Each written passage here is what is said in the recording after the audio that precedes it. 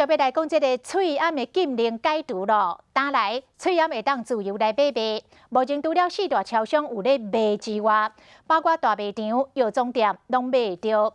真侪民众深夜算准着时间，日头早就走去超商来抢货。若是无时间走一抓的民众，嘛通啊锁定电商平台。电商平台明仔载就会开始来卖喙암。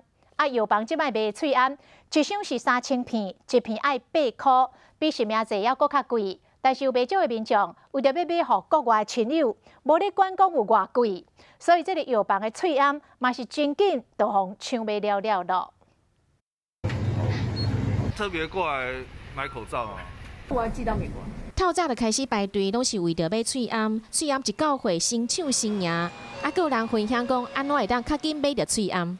600个的话，等于说至少也有10多个人可以买到10多不头8嘛。四间超商价小拢未超过6块，全家6月初2开始卖50片包装，含量2万盒，会员249块，等于讲一片4.98块。7-11预购25000盒，指定付款的方式237块，卖5分钟尔拢抢了。莱尔富6月初2开始卖专台含量2万盒，特价299块，一片5.98块。OK 是6月初3开始预购2万份，5日25块。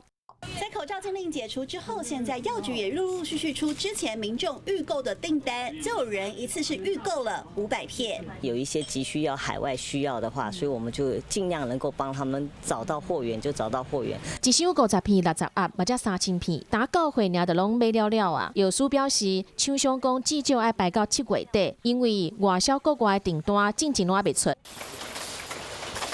喙암大手中卫花生13号和6号开始卖，无时间买的人买当透过电商平台去买。我们大概一开卖可能会有上万片，但每一盒是50片装，售价是300元，都会持续的进货，然后持续的上架，让客人都可以持续的买到。PC Home 24点钟3号开始卖，但是想要买囡仔的喙암可能要搁等。就算疫情已经无遐尼严重啊，但是抢买喙암的人潮也是看袂到尽头。